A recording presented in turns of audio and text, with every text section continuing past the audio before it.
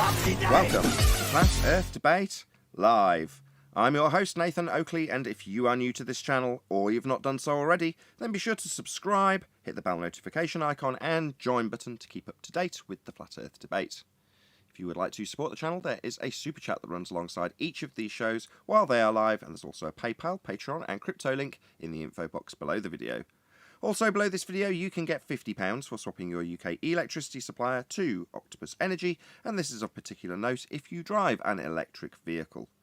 Most importantly, if you'd like to join the discussion, simply mute the page you are currently watching, then click the link in the info box below this video to join the panel and express your views on the nature of Earth. If you do join, please don't swear. If you do, you'll be ejected, and if you are, please don't try to rejoin the stream using sock accounts. You'll be warmly welcome back on the next stream. Please also share the show on social media. Sharing the show obviously increases the live audience, but this in turn increases the chances of a more diverse panel, so please share the show on Facebook and Twitter. Now we are joined by Neil, John, 10th Man, Brian, the Adam Meakin, and a whole bunch of people in Discord, so welcome one and all. Greetings. Hello. How are you? Good day, everyone. Hey, good afternoon. Welcome.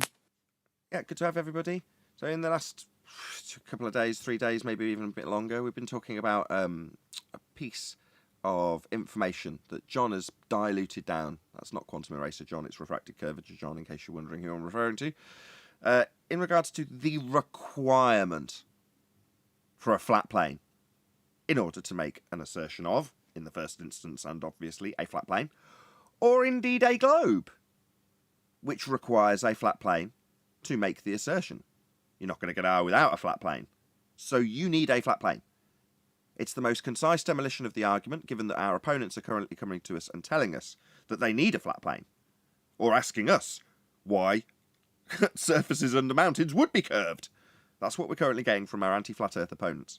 So it's turn out the lights, the party's over, Earth is flat, we all require it to be, and this elevation angle argument proves it so. So I'm hoping that, John, if you're listening and there's not a load of noise in the background, we can get a quick summary from you if it's actually your argument that you summarised. I go after yeah, the thing I was wanting to bring to people's attention is that even before with the Black Swan, it was a globe debunking. It showed that you couldn't live on a sphere because you'd have a geometric horizon. But even if those pictures didn't exist of the horizon exceeding those geometric limitations, even if we didn't have pictures of that, you would still require a flat plane to measure the angles to use to calculate a radius value. So, in a way, this argument is kind of making the Black Swan obsolete. It's made everything obsolete. I agree. It makes it redundant. It doesn't mean it's not useful, it doesn't mean it's not right or incorrect as a result of, or any of those things. It just means it's not necessarily required if you've got a good understanding of the elevation angle argument. Because they'll need a flat plane in the first part of their argument. It's a beautiful day to be a flat earther. Go ahead. I have to say something, and I don't mean to take anything away from John, because John is very good at breaking things down. But I was the one who detailed that it had to be flat. I even have a video on my channel to prove it. That they don't have the sphere without the flat plane. That their sphere comes from a flat plane. Erwin. Hello. Okay. I mean, we can go down the line. It's just, when I give him credit, Brian, it's only because he's made that point in the last 35 minutes. As opposed to over, and I could preface it and said it's been done over the last couple of days. We could go back through the line, thanking all the way back to our mothers, if we want. And I'm not trying to take away from you and your place in this argument either, Brian, by saying that. Yeah, well, Erwin stole my thunder before, and I'm sorry, I don't mean to do this to John, but I'm not having anyone else steal my thunder. Because I had a thought before, and I was just about to say it, and Erwin said it just before me, and I know he robbed the thought. I know he did. He's a thought robber. What? Wizard! He's good at that. What did I do? You stole his argument and then punted it You robbed moments before he Brian's was going mind. That's to. So, meanwhile, yeah, it's just taking the argument and accelerating it. It's like argument ballistics. you're not going to get apologies from anybody here, Brian. Check it out. Just like ballers when it comes to stolen valor. I'm sorry, I didn't know I did it. I apologize. You didn't. You didn't. You just summarised it up in a different way. Brian's also summarised it in a similar way prior to you. And he's right. Yeah. But I would say that Brian basically got that argument from me. Copyright Nathan Oakley, 1980. Subscribe today. Actually, when I said the other day, when you said, Nathan, and you're going to need ore for that, and I said to you, yeah, but you're going to need a flat plane for that ore. You said, I said that just now, and you said, I'm robbing that, and it's over. Oh, so I do remember. I did the same joke. That's correct. Yeah, even though you're giving John props, the truth is that you stole it. Straight away.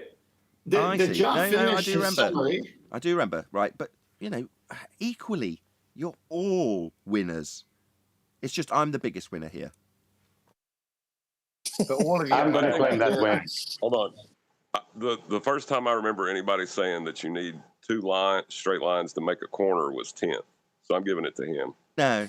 Technically, Nathan doesn't have an original idea here at all. You can't have the same person that's gone through the details at length over significant periods of time take the credit for all of that work. I mean, it's just not on. You want the person that's just giving a quick summary to get all the credit, I think. Yeah, I want to pass it on to John so he can finish his summary. I never got the end.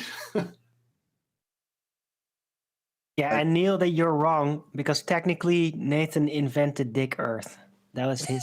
That wasn't me. You're joking. That was invented years ago to take the mickey out of Lord Stephen Christ, who's a what do they call him? A concaver, and Wacko. A whole bunch of people who are around and don't really make any videos now, really, came up with it just to troll them in chat, and there was all sorts of narratives that went along. I came up with a couple, but I certainly didn't invent Dick Earth. No, that wasn't me. Far from it.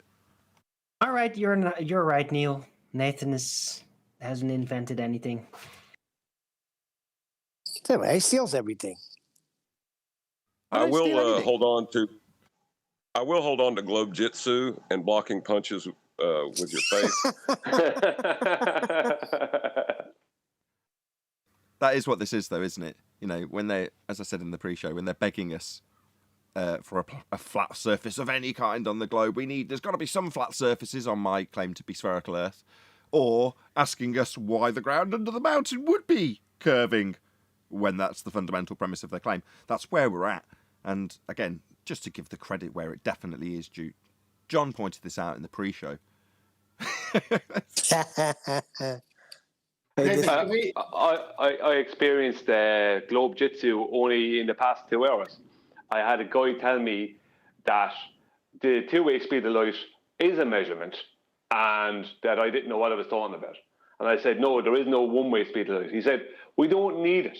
He said, but we also agree that we don't know if the signal going there from A to B is the same speed as from B back to A. It's like, so you don't have a one-way speed of light then. You know what I mean? That's globe jitsu. Yeah, bash yourself in the face with your own argument. It's an epic thing. Should we do a bit of housekeeping? It's a bit jovial to do housekeeping at the moment. Well, before you do housekeeping, I put up the 3 slides again from yesterday. I want to spend just a second on that because that was towards the end of the show. Okay, yeah, let's start. It's up. Nautical science. Go ahead. Yes. So if you go to the first page following that, it says, when we measure the altitude of the sun, although we are as careful as possible, there are several reasons why the angle the sextant gives us is not a true altitude of the sun. For navigational purposes, we need the true altitude, height observed, abbreviated HO. And true altitude assumes, among other things, that our sextant is perfect, and that we are standing at the center of the Earth, and that we are measuring to the center of the sun. Now, ballers, anti-flat earthers, listen up. The guy who wrote this book says none of these is true. In their own books, they're telling you none of these is true. but they put pictures to fool you. I don't know how much more epic you can get than them admitting none of these is true. I mean, that's pretty direct, wouldn't you agree? Yeah, because it can't be. It wouldn't work if it was. So they have to disclaim it so you don't get it wrong, because the functionality being employed requires a flat plane. So none of the sphery bit we talk about is true. You're just going to measure an angle off a flat plane. That's it. I mean, that's pretty much destroys them right there. Did you want the other page? Last page? Yeah, you can go to the other page. The other page is good as well. The next thing we must account for is the fact that the horizon we see is not really 90 degrees from our zenith or from the vertical unless our eye is right at sea level. At sea level, the horizon is tangent to the sea surface and at right angles, oh boy, that word, to the vertical. But as our height of eye gets higher, the visible horizon dips lower and lower. The higher our eye, the bigger the amount of dip angle. Then it talks about the illustration there. It says dip is purely a function of our height of eye. So if that height is known, dip can be calculated. So it's just height of eye. It's not Earth curvature. It's how high you are above the sea level, the sea surface. There's your 90. Epic. Thank you very much. Somebody from the chat says that Lord Stephen Christ died in jail. Does anybody know if that's true? I heard some rumor like that too. I don't know if it's true. I thought he was the Christ. Sorry What to does go that off on a mean? slight tangent that's much more morbid than the show was heading. But someone in the chat mentioned it, and I'm like, I'd like to just throw it straight out there. If that's just nonsense that you've heard on the grapevine, unconfirmed, then please don't spread around my chat that people have died unless you've actually confirmed it. Thank you. Did he accept Dick Earth before he passed? I believe so. Okay, let's do a bit of housekeeping. We're still only 12 minutes into the live show. Any evidence you can acquire an elevation angle from a curved adjacent?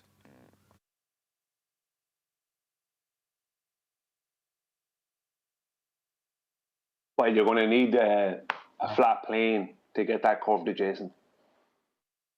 To assert it after you've measured angles on a flat plane, you mean? Yeah, you can't talk about curved adjacents until you've already measured a flat. That's right, they're going to need a flat plane for that. Any evidence of a physical geometric sphere-edge horizon formerly known as Earth curvature? Even if the black swan didn't exist, they would still need a flat plane to measure the angles to assert that such a thing existed. Any evidence of axial rotation of the Earth-based variety? No, not being accounted for by helicopters. Or hot air balloons? Or Newtonian mechanics. Or drones? Or airplanes. Or radius value. Or aeroplanes? That's a good one. It was for footballs. Well, there's a claim of footballs, isn't there, Adam? It's claimed Earth turned underneath footballs. Of course, they're only in the air for a couple of seconds and generally take a curved trajectory anyway. But you can assert that that curved path the ball takes isn't really curved at all. It's actually straight. It only seems to be curving because you're turning beneath it on an Earth that's turning with a ball that's left it. Of course, that would mean that the blimp filming the game would also have Earth turning underneath and it would drift away. And it doesn't. It would also mean that flight times would be vastly shortened because Earth would be turning underneath the plane for you to observe them drift, as is claimed to happen. Of course, a Charlotte, North Carolina to LA flight would only take an hour and a half, when in reality it takes 4 hours because Earth's not turning underneath any plane for us to observe it drift, as is claimed with Coriolis effect on a globe Earth, which we don't observe. What I want to ask Neil deGrasse Tyson is, what would happen if I kicked a football on the flight from Charlottesville to North Carolina? You couldn't really describe the Coriolis effect on the flight because you're part of the inertial reference frame in that instance. So to have the Coriolis effect, you've got to be observing the plane from a roundabout or from a turning reference frame of any description. Doesn't matter if it's a whirlpool going down towards your death. As you look up at the plane, as I'm going down this whirlpool spinning, it looks like that plane's curving. Snot. It's going straight. I don't want to ask you. You understand Coriolis. I said I wanted to ask Neil deGrasse Tyson what his response to that would be. He'd probably start detailing drift in the inertial reference frame observed from the inertial reference frame as a lot of anti-flat Earth. No, I don't. That's a good question because he typically sticks to the rhetoric. But I don't think you're ever going to be with Neil deGrasse Tyson, no one's ever going to be in a position to have him answer that question. He just puts out the standardised rhetoric. He's never going to be wrong. He's always going to be towing the line of globe rhetoric, even if he's got to assert that there's a non-inertial turning reference frame turning underneath everything.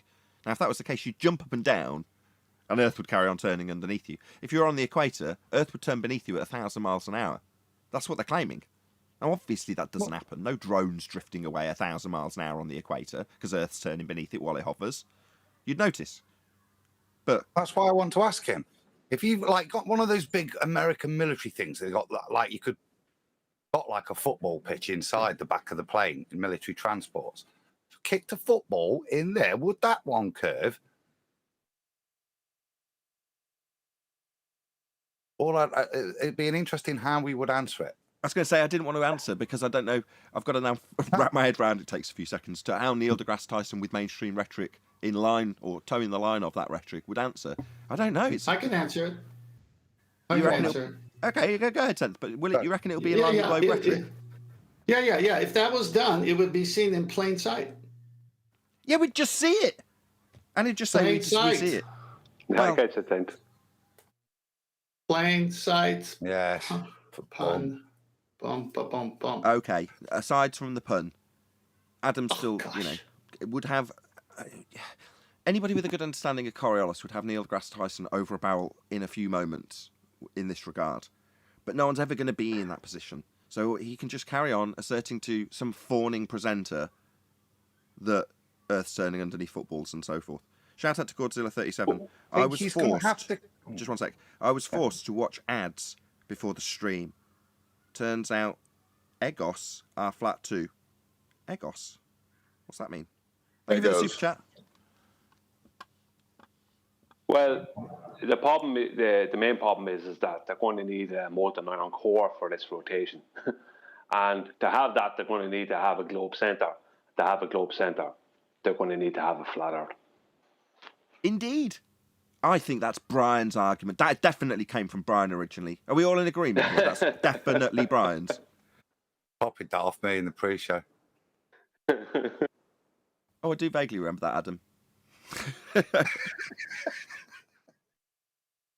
Anyway, any evidence of the distance to the sun? I've got a comment to make, and I'm not very good on it. I don't like it because it's nonsense. But I was in a Discord chat the other day, and they mentioned it, so I just brought it up because it's just something I'd read with regards to the speed of light. And Rumpus was in there, so I put it to him. And it's always interesting. It's interesting what Rumpus won't tell you or how quickly he moves on. And he conceded the point that, yes, it does happen. And I'll come to what does happen. But wouldn't go why, where, how, and what the difference is, and why this is considered now, and why, therefore, reflection isn't reflection. So it's to do with the two-way speed of light. And I was reading an article that's saying during any reflection, so when you're doing that two-way, it's not even the same photon on the way back. Reflection isn't reflection. The energy has to be absorbed, upscaled, and re-emitted, even if that's just on the surface. And that's what's going to happen. And for my thinking, my point is, well, that's your speed of light that you're measuring. It's that upscale of energy transference, absorbance, and re-admittance. That's the time you measure. The rest's instant to me. But that was the point I put to him. But I said he conceded that happens, but then just moved on quickly, and then it descended into Rumpus, which, like I said, is quite telling. But just with regard to that, it was just something I was reading. I don't really understand it, but it does seem to be. There's a quote in Scientific American and a few other places that seem to be postulating that this occurs. Well, if this occurs, then that has a time component, which I don't think has been considered in the two-way speed of light previously. I'm pretty sure that the only person with any expertise on this is Brian. Over to you, Brian.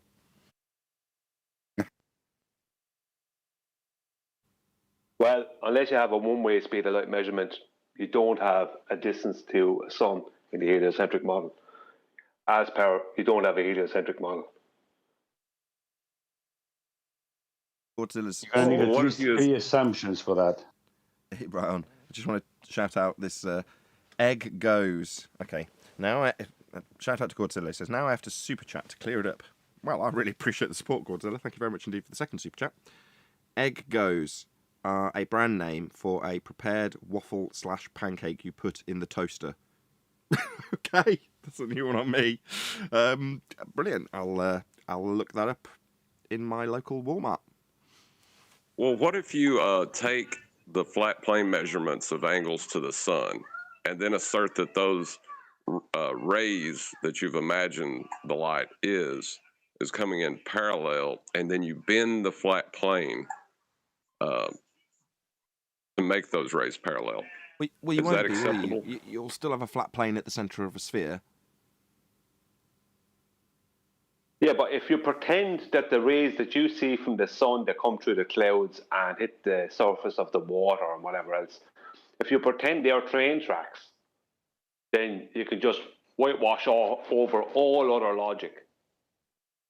Exactly. Train track sunlight. Exactly. That's not dumb at all. Not even remotely. Or you can do like assume like they assume, which is do an elevation angle today, and then in 6 months' time do another one, and estimate that within 6 months from now I'm 93 million miles away on the other side of the sun. So we can do this triangulation to the sun. I mean, it's so moronic, the things they say. Going to do what? Once you're on the other side of your heliocentric assumption, you're going to do what now? Yeah, they triangulate again. 6 months apart. No, he's not twigged to what I'm saying, has he? Maybe it's someone else from the panel. I think John, as it was definitely him who originally verbalised this point. You're talking about elevation angles. Right on. Uh-oh. It's gonna need a flat plane for that. I'm just waiting for you to say it, Brian. Yeah, you're going to need a flat plane for that. But the whole point of what's being said there is that they have to pre-assume it's already a sphere when they're doing that. So they have to. I may as well do it, right? Before you do, shout out to 828 for the super chat. Mike, thank you very much indeed. Okay, the two-way speed of light calculation, not measurement, is based on 4 pre-assumptions and 2 averages. The first pre-assumption is that you're on a sphere with a radius of 3959 miles. The second pre-assumption is that the sun is also a sphere of a particular size and distance. The third pre-assumption is that the globe Earth goes around the sun, and the fourth pre-assumption is that Kepler's analemma is correct. The first average is the 3959 average radius of a globe Earth, and the second average is the average distance the globe Earth is from the sun over a 12-month period in the heliocentric model. That's your two-way speed of light calculation based on absolutely F all. Right, just like Adam pointed out in the pre-show. Yeah. But Well to get done, that Adam. 3959. But to get that 3959 radius, you'd need a flat plane, right? Yeah, you'd need a flat plane to get it, yeah. This is becoming like chess, isn't it? It's like we're all playing like chess against each other. Well, it's at the end of the game, though, so as much as we can try and make the analogies in the pre-show, I'm not knocking you either with your analogy because I'm spinning off it from it, John. But John was saying it's the start of the chess game, and you move your pawn, and then the opponent knocks over their queen and knocks over their king, and you go, what are you doing? Well, that's the equivalent of coming here and begging us to have some flat surfaces on a sphere so you can measure an angle from them, or asking us why you'd have curve under a flat surface. You know, those are the sort of rebuttals that we're getting in this regard. They relinquish their own argument and start begging for a flat plane because they need one. They're going to have one. The elevation angle requires it. So they're all needing a flat plane. Well, instead of the pawn being moved and then the queen and then the king, no, we've had a 7-year game of chess. Well, now it's check. Oh, well, I'll move over here. Yeah. Check. Well, I'll move over here. Yeah. Check. That's the state of play. That's where we're actually at if it's comparable to a game of chess. Well, I would say it's more like check, they move, check, they move, check, they move, checkmate. And now it's becoming check, checkmate. Exactly. But they just turn over all the pieces. They don't turn over their king. They turn over everything. No, they don't. Because they're begging us to have a flat plane. As John so eloquently keeps pointing out, obviously being the best person to ever summarise this, they're going to need a flat plane in the first instance. Yeah, but they won't concede. That's what I'm talking about. At the end of a game of chess, if I just throw all the pieces across the room, then I didn't concede. I didn't put over my king. No, but they did. You know what I mean? No, but they did. When they begged for a flat plane. Well, they did state, and I have it there on a video, I have all the comments, they do state that a tangent plane to their circle, to their sphere, can be infinite in size, if they need it to be. What, they can have one single point, the only relation to their sphere edge being the horizon we debugged with the black swan, and they're going to need R to get. That single point can have a vast, flat plane extending out infinitely with a tiny little speck of dust ball that's totally irrelevant to the flat plane you're measuring to get angles. Yeah, that's nice. Yeah, you can have an insignificant ball that's completely redundant underneath, like a full stop under an A4 page size line. Yeah, not relevant really to the measurement on that flat line that you're going to be doing. But you can say it's infinitely massive. And the ball is just as redundant to the flat plane measurement you need. Just don't forget to do the dip correction afterwards. Well, if it's globe dip correction, it's correcting to a flat plane now, isn't it? After they've acquired the angles to talk about the tangent plane that they got from angle measurements on a flat plane, they can talk about correcting it in their maths to be flat. yeah, they can do that too. Even if you've got a preconceived notion of a sphere, when you get here, you're going to be correcting that flat, just so you all know. Because it must be. It can't work any other way. Earth is obviously, observably, measurably, demonstratably flat. I don't think they realise just how, I'm going to say it, sorry for the language, how fucked they are. No, but I don't think it's going to take very long because some of them have cottoned on pretty quick and started lying. That's the telling part, isn't it? When you've realised, don't you?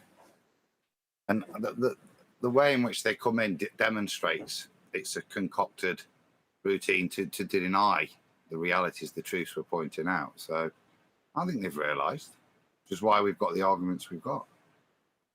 As opposed to denying reality, though, they're denying physical functionality of a tool that's being used to measure a flat plane and lying about needing 90 degrees, for example.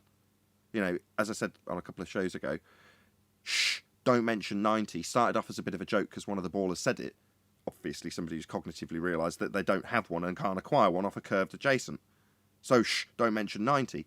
Well, it's not just, don't mention it. Hopefully no one will mention the fact that we require a flat plane to do any of these angle measurements. Zanuck came in and just lied about it. Lied through his back teeth. And that's where we're at. Well, remember when Rumpus knew years ago that the horizon was not a geometric location, but he hid it from all the other ballers and kept it to himself until January 2020, when he was forced to admit that it's only in the maths. Well, now you have a similar situation, with the exception of there's a lot more of them know the truth now. And they're keeping it, though, from the masses of fools that follow them. And that's what they're doing. There's a load of rumpuses now. Because that's what they have to become rumpus. Exactly, they have to become a lying bastard in order to peddle this nonsense now. And cognitively, I think a lot of them realise that. But the guy yesterday, I don't want to get into that. What, the requirement to lie your ass off or concede you need it flat when it's been explained to you? Yeah, you can be damn straight you don't want to get into that if you don't want to prove yourself a liar to a live audience. Yeah, you don't want to get into that. You definitely don't want to get into the flat plane you need, because it's a concession or a lie that you'll have to use in defence of it. Nathan, I'd like to comment on the guy yesterday. That's his way of dealing with the pain of realizing what the argument is saying. So for him to have less pain, he'll say it can work either way if you do this or that. So then when you ask them, well, this is the only way this can work, well, I don't want to get into that, because if he gets into that, then the pain comes back. But if he can say it can work on both models, he's in the middle. So they're going to take that middle position to avoid the pain. Yeah, I said it earlier. Yeah, that's a nice fence you've built there. What's that you say? If you take the globe model, which required a flat plane to acquire, you can transpose it onto any shape you like. Therefore, you can sit on a fence. No, you can't, because your globe that you started with required a flat plane in the first instance. What's that you say? You don't want to get into this? Well, why are you here? Maybe it's to solve your painful problem that you have cognitively. Yeah, I believe it is. And you thought you'd solved it with a little fence you built about it could be any model. Yeah? Stay in that little dichotomy? No, I'm afraid not. Yeah. Expand it out. Yeah, that'll work. Rather than a dichotomy, it could be anything, so we can't really prove it. Yeah, we can. Elevation angle proves it. What's that you say? You don't want to get into it? Yeah, bless. Yeah, well, what Ted is saying is true. I'm going to go Arwen on it now and call what the guy yesterday was saying, even though he was a nice fella and he was trying his best to be honest. That's why he didn't want to get into it, as Nathan is saying. But what that is mathematical acceptance therapy. You know, if they can make it a mathematical acceptance, they can kind of go along with it. That it could be anything. It could be flat, you know, mathematically, if we work it out, like, you know, it could be a globe. You know what I mean? That way they're not saying it isn't a globe, it actually is flat. Yeah, he's not taking a stand anywhere. He says it could go either way. Hold on. No, he is. He just doesn't know it. He's using a globe Earth model that was derived from a flat plane. He just doesn't want to talk about it. Oh, that's right. That's right. That was what was explained to him precisely by 3 different people, I might add. And when it's like, okay, so it's definitely got through to you. 3 people have explained. You've nodded along. So you understand now that the model you started with required Earth to be flat. That was the starting point, and will be forevermore. Oh, what's that? You don't want to get into this. No, you're damn right you don't, because you'll be proven a liar very quickly, or have to concede Earth's flat because it must be. Right, and once you start distorting measurements, it doesn't matter what you distort those measurements into. You could try to distort them back to how you originally took them. It doesn't matter. The measurement is what matters. Starts flat. That's the bit that killed him. It's on screen now. Because we went through all the clever stuff, and we got to the comprehension, and that was the point. It was this. This not being, it looks like a ball, but that's just what you see. And what the reference here is this flat plane, your field of vision. That was the reality of what we're describing. That's how you take all of these things, where whatever you're going to do with them afterwards, sphere, pyramid, domed, ice wall, whatever you're going to construct, you're going to build around that is kind of irrelevant, because fundamentally, and that's where he struggled, as you said, this point here, it's all taken off of a flat surface.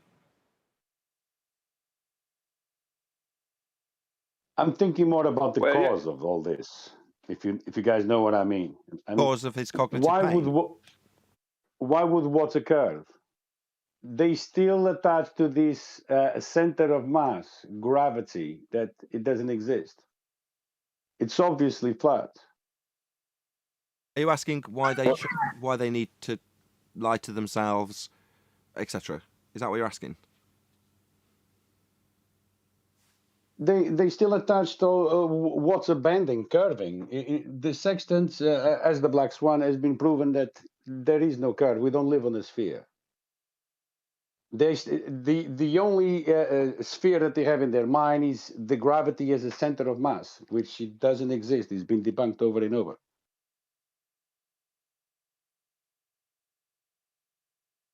Yeah. Well, one thing he was trying to do was take away the wind by claiming it was a stalemate. That was the idea. Oh, there was no stalemate. Well, of course not. He had to get the measurements from a flat plane. That was the whole point. But he was trying. He didn't want to get on there. He wanted to build this little stalemate fence, as you've described it. Sit up on it and tell us how it's all a stalemate and you can't prove anything. Yeah. We just go along. Go on. For me, Nathan, that's why I was quite friendly on that, because for a baller to come in with something that would have previously been something we'd have to unpick as a proof, he's kind of come in like with nothing to say, look, actually, one of the things that weapons we had isn't worth the paper it's written on because it is just a concept, so you can stick it anywhere. And I thought it was a strange thing and a seed change thing that actually we've got. Whilst I respect he was clearly struggling with it and he still thinks it's a ball, even though he's done all this, it's a very odd thing for a baller to do. It's very honest, but it's not what you would expect them to do. It's certainly not what previously they've done, and that's why we're all nice to him, because it wasn't somebody coming in lying. He wasn't able to be truthful to himself, but he wasn't lying to us. He was... No. He got to the point where he had a crossroads, either concede it's flat or lie about how it works. And he chose to say, no, I'm not going to do either. I need to do more research. Now, at that point, when someone says that, it's a bit unreasonable. If you go, okay, no, you're just going to have to accept it now because we've explained it well enough. Nah, that's not really reasonable. But he didn't get that, did he? He got, okay, fair enough. That was the end of it. But he didn't lie. He didn't go out of his way to say, you don't need 90. Am I recalling yesterday's show correctly if I say somewhere in that discussion, the back and forth we had with him, he said it can't be proven either way? Did he say that? Yes, he did. Yes, that's what he said. Okay. Well, if we take, he's actually far ahead of the rest of the ballers. Now, I'm only going off of him yesterday. I haven't met him outside of that, so I don't know how he will be in the future. But he's far ahead because Sabine Hosselfelder, the German lady who's an astrophysicist, she first made a video about flat earthers, and then she made a different one or another one about 6 months later, or maybe 9 months later. The first one was kind of where she was kind of attacking us a bit or making kind of half a joke of us. The second one was silly as well, but she captioned it as flat earth science, I think it was. Wrong, but not stupid.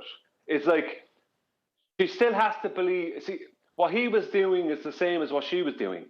It is definitely a ball, but because of her experience in the world and because of a few anomalies, it's totally understandable why someone could believe and people of faculty and intelligence could believe that it's flat.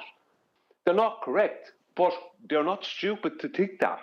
So it's like they can't call it, what it is that the more smarter ones know they can't call us stupid anymore, because we're obviously not.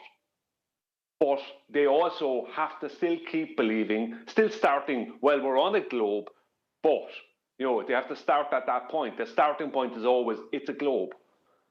And that's what he was doing, the man yesterday was doing, Loon, or whatever the man's name was. And that's what Sabine Hostelfelder was doing. I recall that show. I watched that one that she did. You're spot on. It's cognitive pain relief. That's all it is.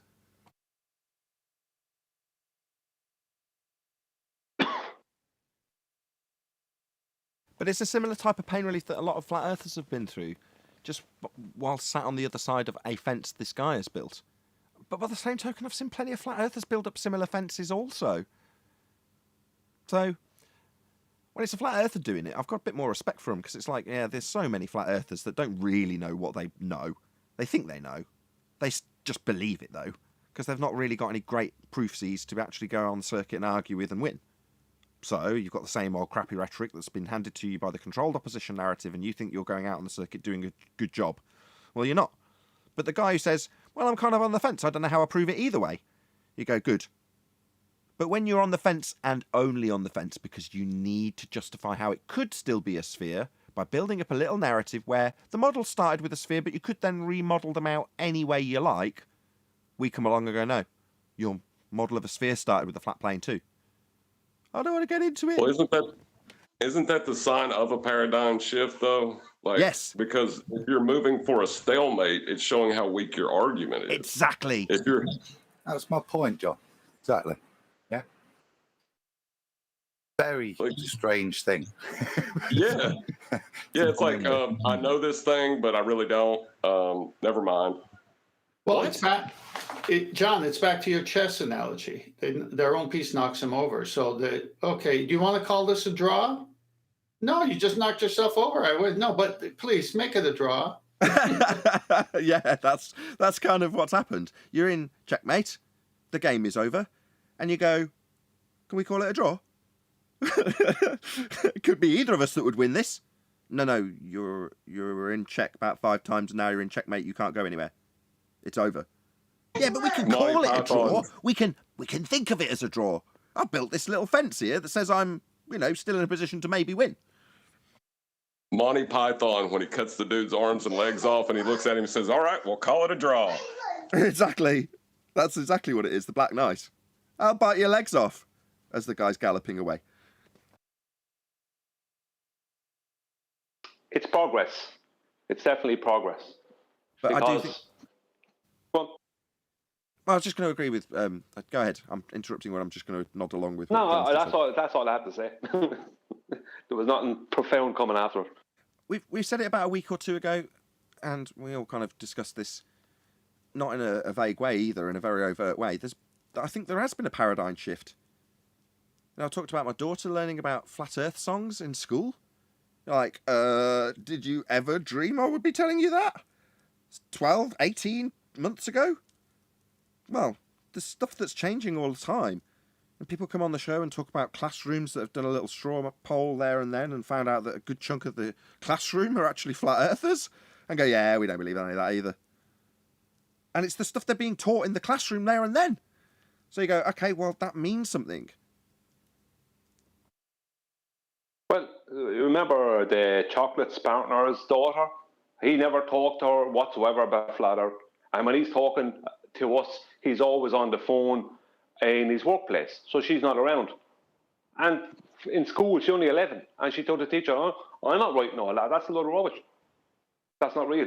And then she argued with her mother when there was a telephone or like a video call going on with the teacher. She said, no, I won't do it. Her mother was saying, will you just do it? No, I won't, it's rubbish. So they're in trouble. Yeah, when you can't trick kids anymore, you are in trouble.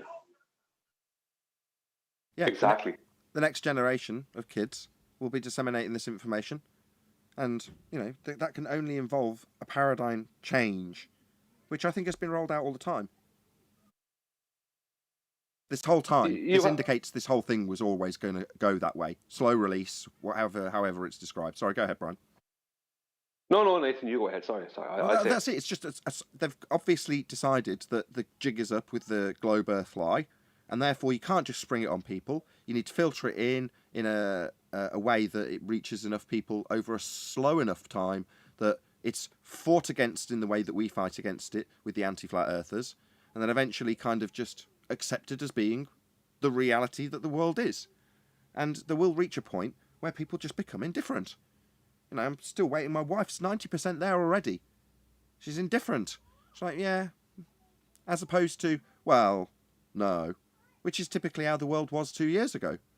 Well, I'm not going to base the entire world on my wife, but you know what I'm getting at. There's a very different vibe at the moment.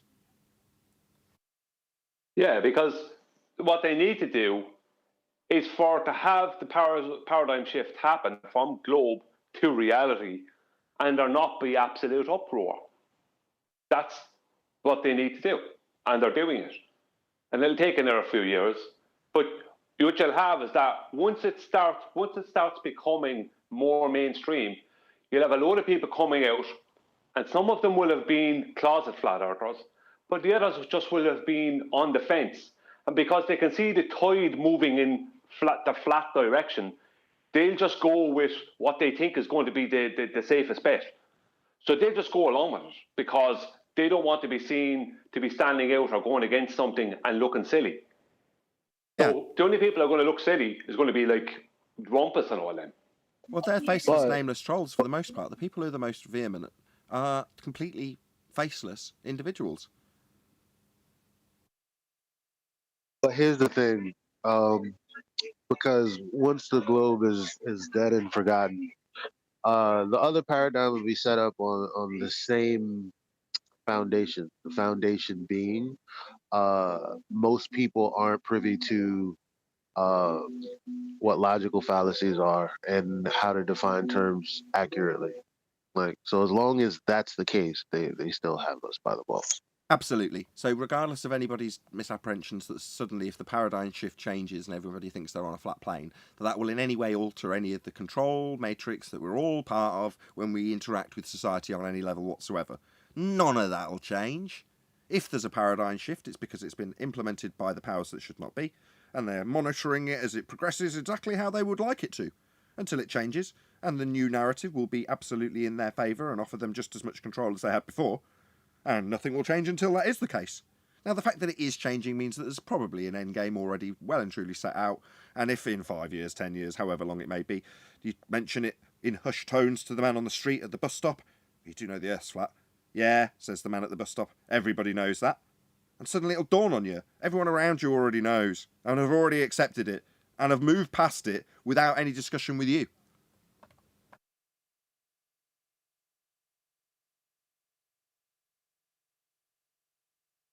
In the meantime, don't let it faze you. If you're on this side of the fence, you've got nothing to worry about at the moment. Literally nothing to worry about.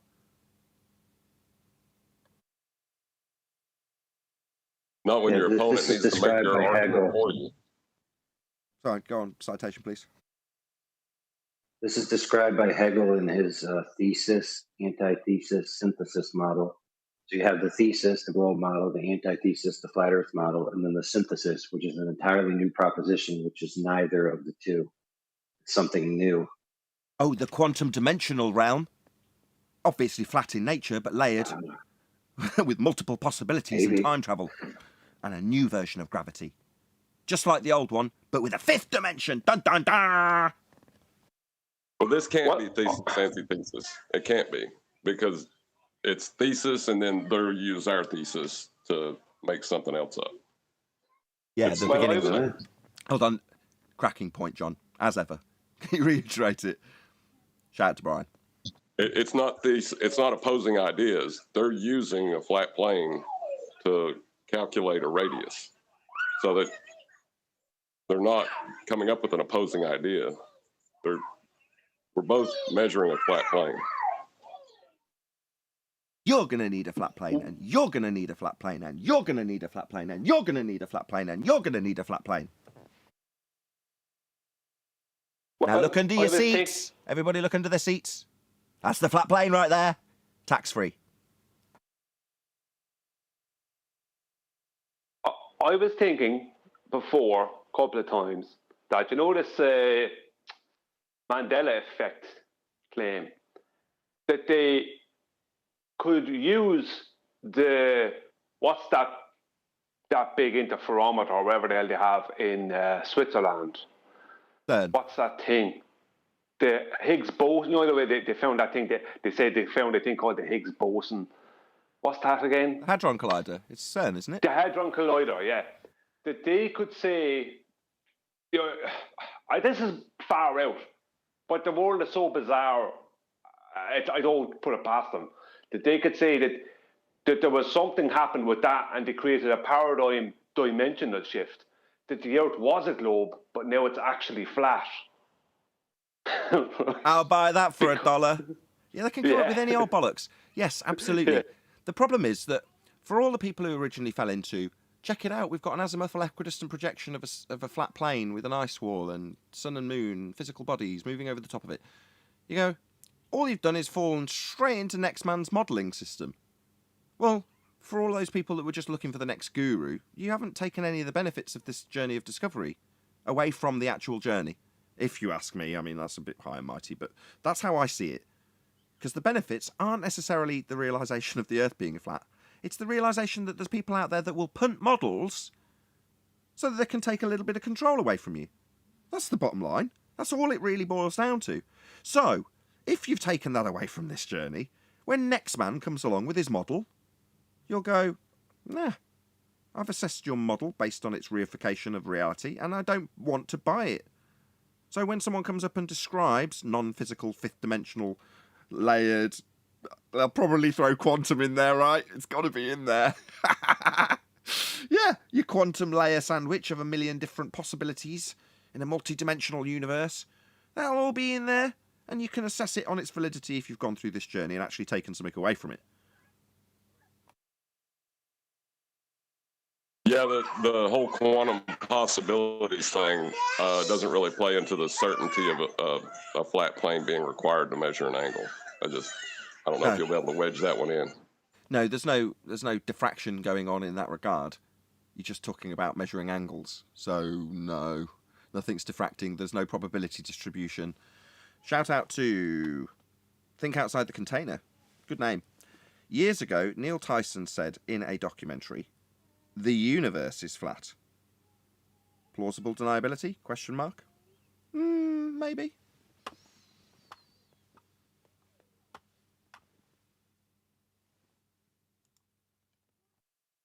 Thank you for the super chat. Think Outside the Container. Really appreciate the support. That's an asymptotically flat fourth dimensional space-time he was referring to. Right.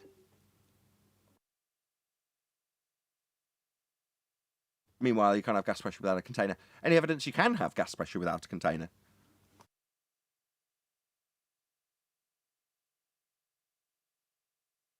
Even with the flat plane to calculate R, you would still need a container. Yeah, it's the antecedent for the gas pressure we're all breathing. I've seen a few people denying gas pressure recently. Have anybody else come across this? I quite often stutter a little bit because I find it amusing. We're not under pressure.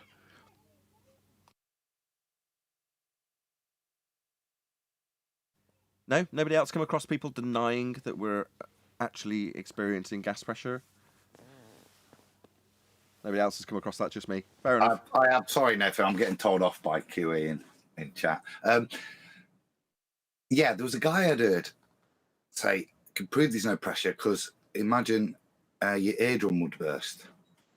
If there was 14 point whatever PSI on out there, your eardrum would burst. Well, I think that's true for ballers because they've got a vacuum on the other side. Yeah. But yeah, this is where we see. This is where all the arguments are going. It's kind of denying the thing that is the point of contention in their model, and then going to silly little things to deny gas pressure that even exists now. And we can't deny that we need containment, so we'll deny that we have it down on here at this level and it doesn't exist like that. It's a very odd.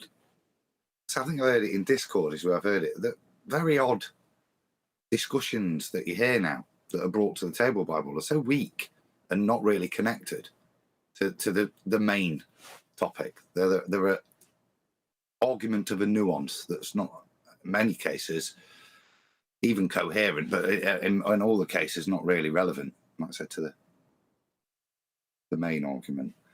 Well, probably conducive to what they're trying to achieve, which is not necessarily confirmation bias, but, you know, a bit of pain relief by leaving the argument in confusion.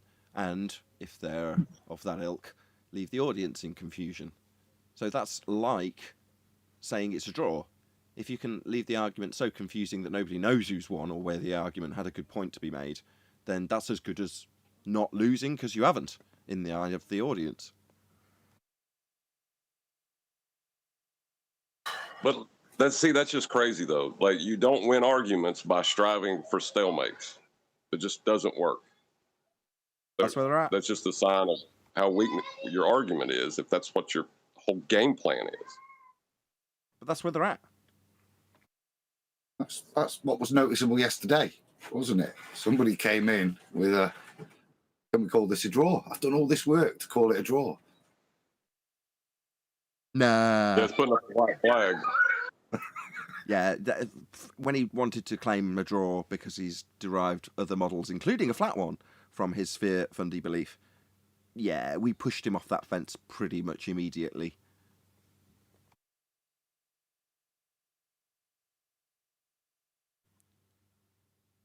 Four more hours, says Godzilla37. No, I don't think so, Godzilla. That's actually going to be where I round out this live show. So, with that, I'm going to say a huge, massive, enormous thank you to both Discord and G Plus panels for making today's live show possible. If you are watching this on either Nathan Oakley 1980 or Nathan Oakley Premiering streams, then stay tuned, as there will be an after show to follow. I've been Nathan Oakley. Another massive thank you to all of you smashed the super chat, liked, commented, shared, subscribed, and all that good stuff. I will see you all in the next video.